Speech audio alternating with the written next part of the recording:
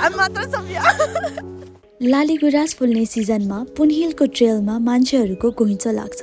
तर धेरैले मिस गर्ने कुरा चाहिँ पुनहिलकै राउटमा भर्खरै चर्चामा आएको पर्वतको कोखे डाँडा र म्याग्दीको मोहरे डाँडा पनि त्यही 2 दिन 1 रातभित्र नै सजिलै कभर गर्न सकिन्छ। एक दिन एक्स्ट्रा छ भने पुनहिलबाट घान्द्रुकको ट्रेल पनि जान सकिन्छ। आज हामी यही रुटमा सँगै निस्किनेछौँ।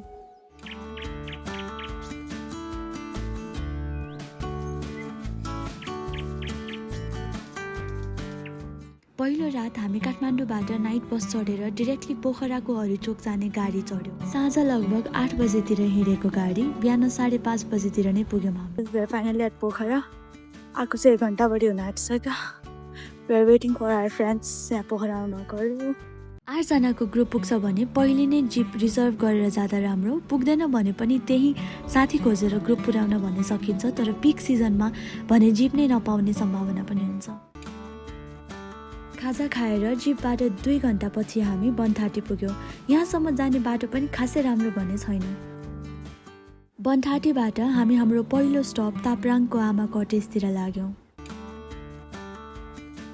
जङ्गल नै जङ्गलको बाटो र रुखमा पनि निलो र सेतो मसी अङ्कित गरी सोलो ट्रेकर्सहरू र बिगिनर्सहरूलाई पनि सजिलो हुने बाटो रहेछ। लगभग 2 घन्टाको हिँडाइपछि हामी पुग्यौँ तापराङको एउटा मात्र होटल आमा कटेजमा। हामी यहाँदेखि हिँडेको अहिलेसम्म 150 आएको छ। अब यहाँबाट ठाडो उकालो छ, कोखे डाँडासम्म जान्छ मलाई आज। बाटोमा आउँदा नै कल गरेर 7 जनाको लागि खाना रेडी गरिदिनु भनेको हुनाले पुग्ने बित्तिकै नै खाना बस्यौँ हामी। भेज एन्ड पफ सुकुटी अन्डा पनि छैन हैन।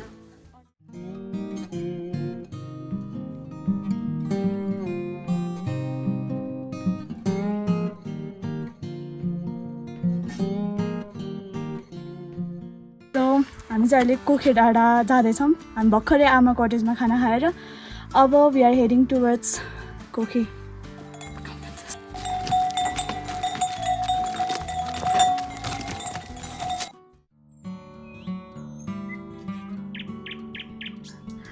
Welcome to दोयाप्ली।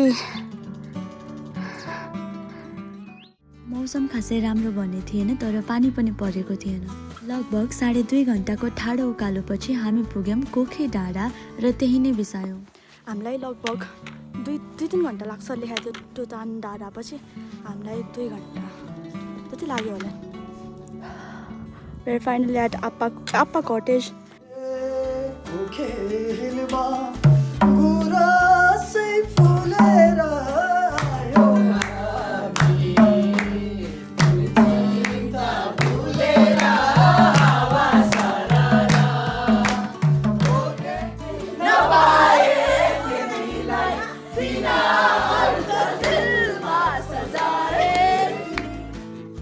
एउटै घरमा बस्ने एउटी मन परेकी अति धेरै केही हुन्छ कि भन्दै थिए कोठै सरिन क्यारम त साथीभाइले रोज्दैका थिए मिल्ने थियो जोडी पनि। साथीभाइले रोज्दैका थिए मिल्ने थियो जोडी पनि। हुन्न भने बाउ आमाले छेत्री परिन् क्यारम त। होटलमा भेट भएका साथीहरूसँग रमाइलो गर्दै खाना खाएर लगभग 11 बजेतिर सुत्यौँ हामी।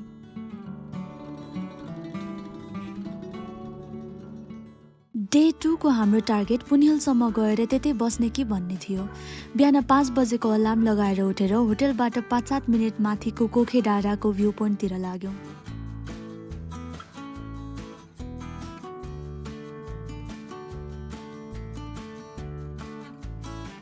फोटो खिच्नलाई लगेको साडी चिसोले लगाउन नसके पनि एकछिन यसै भ्यू हेर्दै फोटो र भिडियो खिच्दै बस्यौँ। हामी चाहिँ अब कोखे डाँडाको भ्यू पोइन्टबाट फर्किँदैछौँ। अनि अब यहाँबाट चाहिँ गो टु पुनहिल। यहाँबाट मोहरे डाँडा जान्छ। हामी चाहिँ कोखे डाँडामै बसेर हिँडेर कि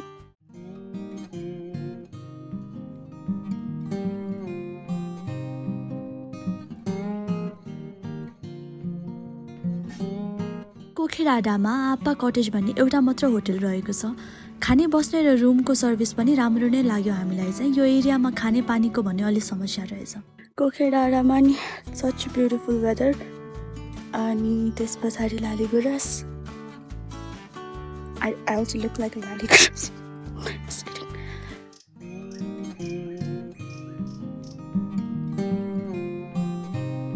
रेड कलरको छ माथितिर चाहिँ तलतिर चाहिँ हामीले एकदमै पिङ्कको फुल भरिएको वाला देखेको थियो हिजो।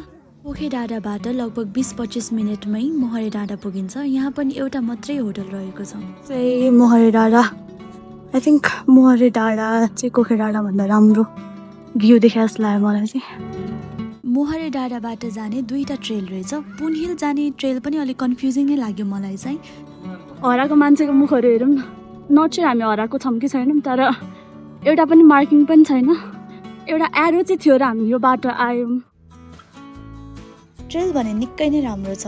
बाटोभरि ढकमक्क लाली गुराँस र अन्नपूर्णको भ्यू हेर्दै र फोटो खिच्दै पुन हिल पुग्न हामीलाई भने 2.5 घन्टा जति लाग्यो।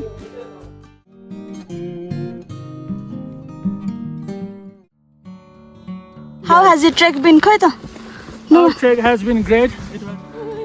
हजुरको कस्तो भयो एक्सपिरियन्स? खुट्टा चाहिँ अलिअलि दुखिरहेछ, नत्र यत्रो चढेको झरेको चाहिँ सबै वर्थ इट नै भइरहेको।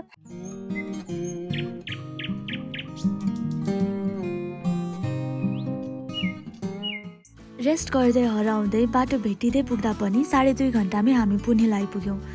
बिहान खुल्ने हिमाल दिउँसोको 12 बजे बादलभित्र लुकिसकेको थियो अनि धेरै समय बाँकी भएकोले बोकेर लिएर आएको साडी लगाएर हामी चाहिँ एकछिन फोटो खिच्न थाल्यौँ।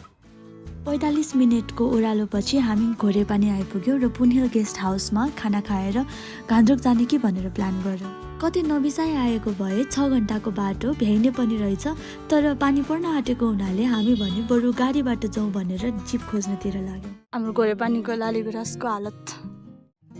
गाडीमा पनि हामीलाई लगभग 3.5 घन्टा लाग्यो घोरेपानीबाट घान्द्रुक पुग्नलाई। त्यो दिन भने घान्द्रुक पुगेर फ्रेस भएर खाना खाएर सुत्यौँ हामी। भोलिपल्ट बिहानै खुलेको हिमाल हेर्दै गरुङ ड्रेस लगाएर फोटो भिडियो खिचेर हामी आनन्दले 11 बजेतिर पब्लिक बसमा नै पोखरातिर लाग्यौँ। We are finally leaving to Pokhara.